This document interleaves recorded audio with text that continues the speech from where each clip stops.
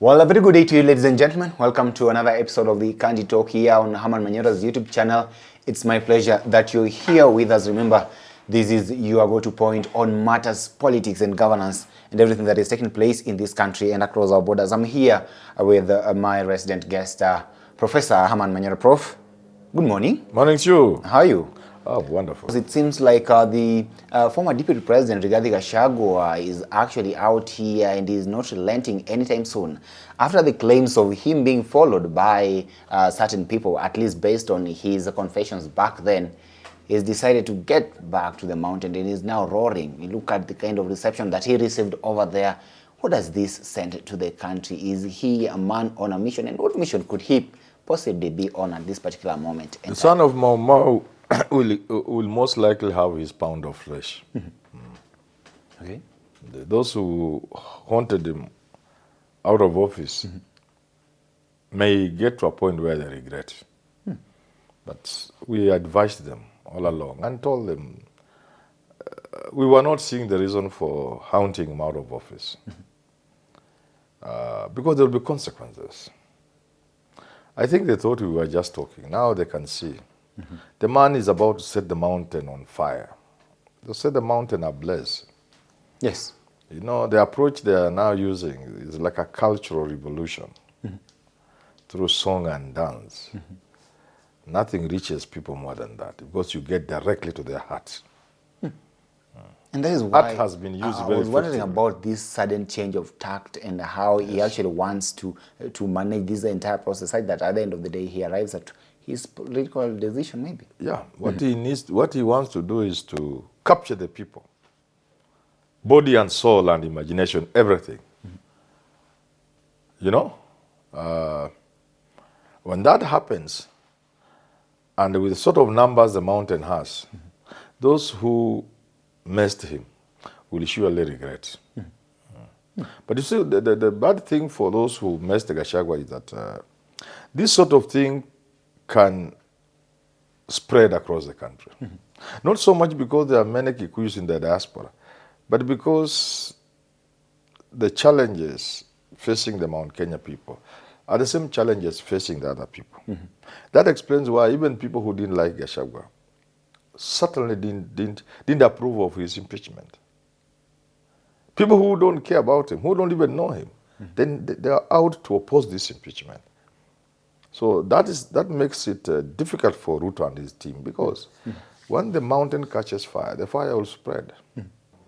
Look at the kind of approach that he is actually bringing on board right now with regards to even how he speaks, still talking about we need to have a certain way in which we engage with the other political players moving forward as the mountain, still talking about we told them not to try the mountain and all that. These are the very things that landed him, at least where he is right now, being touted as some sort of a tribal leader here. Do you think that him sustaining this kind of a narrative will kind of somehow help him or may actually work against him in the long run? No, you see, he maintains that he's being persecuted for loving his people, for talking for the people of this country, specifically his own people of the mountain. You saw him enumerating. They are persecuting him because he spoke against taxes and he mentioned Moranga, avocado farmers. They are persecuting him because he listened to the cries of the people whose houses were demolished in Nairobi. He's being persecuted because he went to listen to the traders who had problems. And so what is he saying? He's trying to say that for my people, I'm willing to die. Okay. For my people, I have been removed from office. But because I was doing it for my people, I don't miss it. I don't miss that office. I'll do even more than that. I'll sacrifice more for my people. So that's the narrative. And it's a very powerful narrative. You see, I've always wondered, people who benefit from certain happenings or events or even narratives, how would they think others cannot benefit from them? Ruto benefited from narratives. And I've said there was nothing special about Ruto.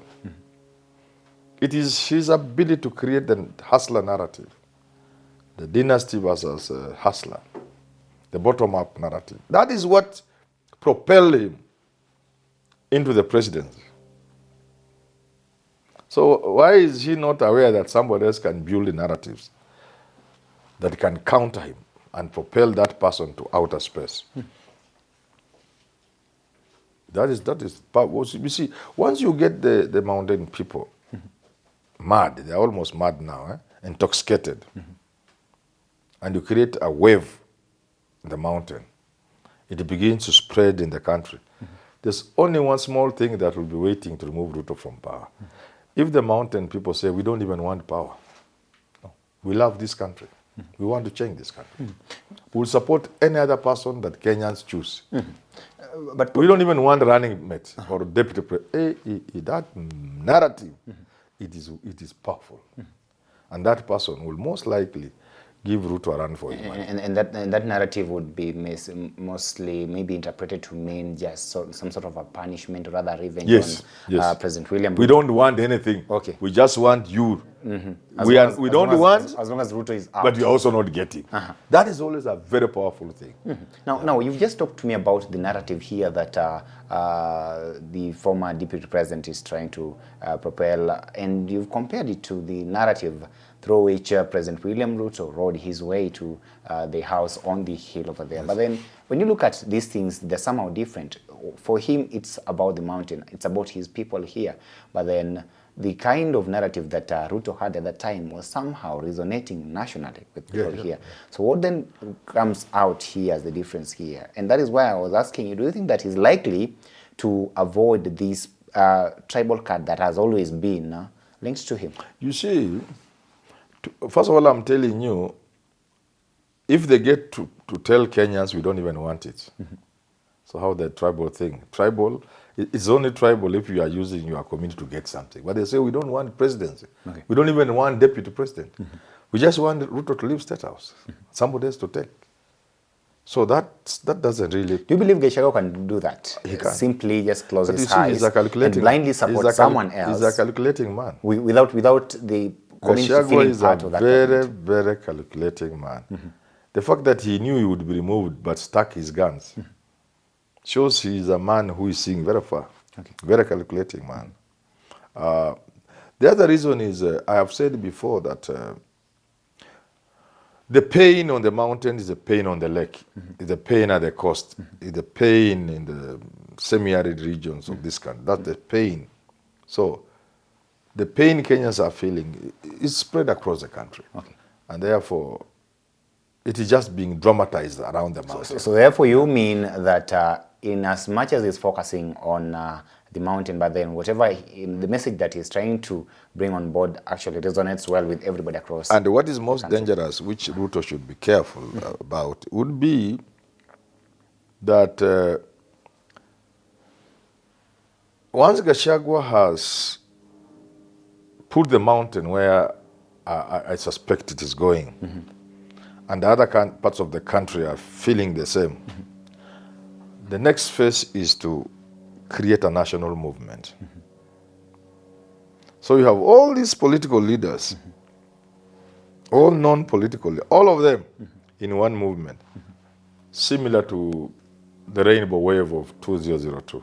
And they know that one, Ruto and Raila cannot survive that one. Because now that kind of move will become even more dangerous when the Gen Zs now identify with it.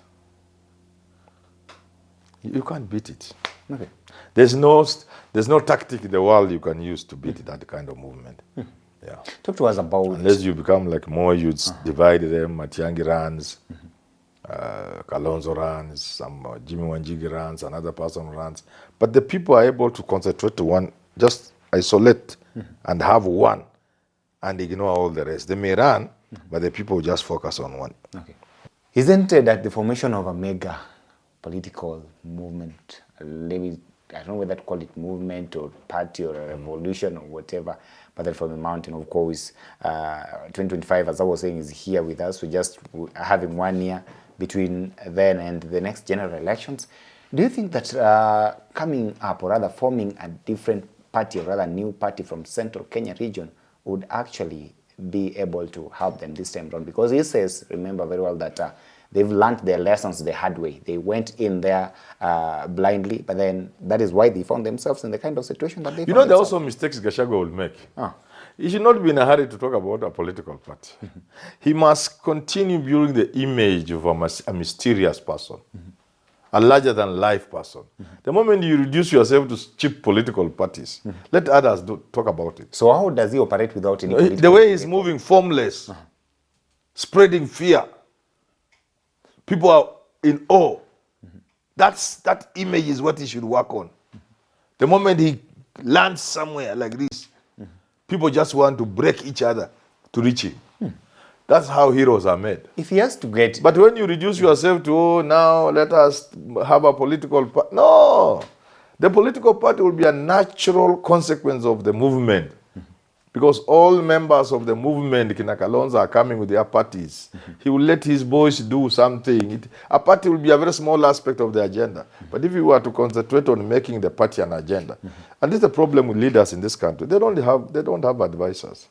I hear he wants to do a political party. That will reduce his, he's mysterious now. People are looking, Gachagua, The moment you begin to do things which every boy is doing in town, trying to create a political party, inject. So therefore, how should he then maneuver this? How should just continue being like that, formless. Sema, mnamukire, munyamaze.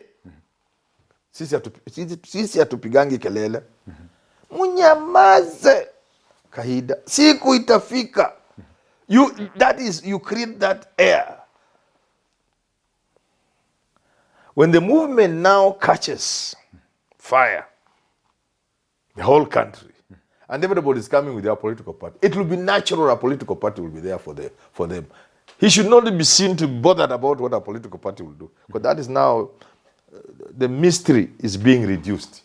He now becomes a normal mortal. He must go beyond a normal mortal. Yes. I can refer a few books to him if he has forgotten to read. Yeah. So you don't expect him to... No, he will make the mistakes. All Kenyan politicians make mistakes. They don't have advisors.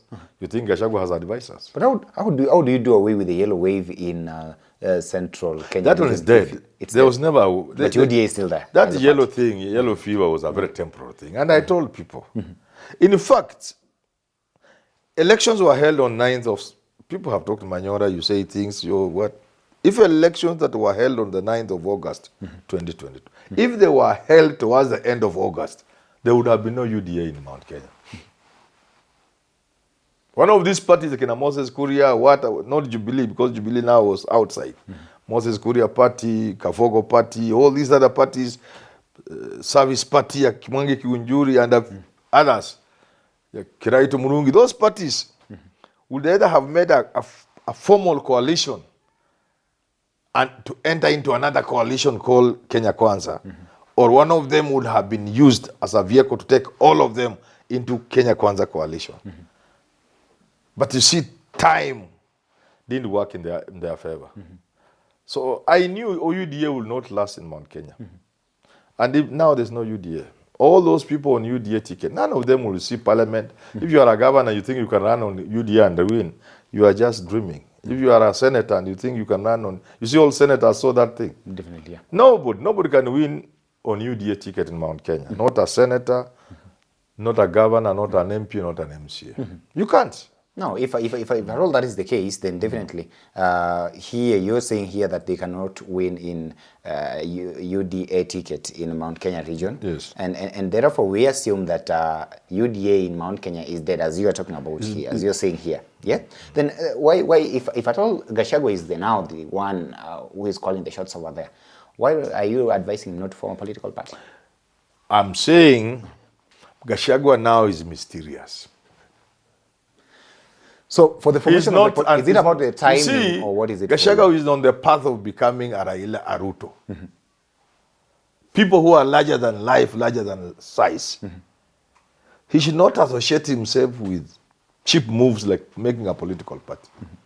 That will remove the mystery from him. The mystique will also... But all these people who are larger than life, the ones you're talking about here, all of them have their political parties. There is the background and the history of how ODM came about, how UDM later URP, and then now UDA. There's a history. Him, he doesn't have that benefit. Okay. What you see, Gachagua is just supposed to be an ordinary member of parliament from Madeira, lucky enough to be chosen to be deputy president, and then removed after 2 years. Just an ordinary man. He's supposed to be picking coffee. But things are happening so fast, and it's being turned into something, a matter, something bigger than normal. So anything you do must not erode that. People must continue viewing you in that light. But the moment you step down to come and do normal things like forming a political party, you are now becoming a normal politician. So and that thing is lost. For the formation of the political party, according to you, is it a matter of time or? It will be automatic. Okay. It's a natural development. Why do you want to bring it on at January, February? No, it is natural. It will just happen.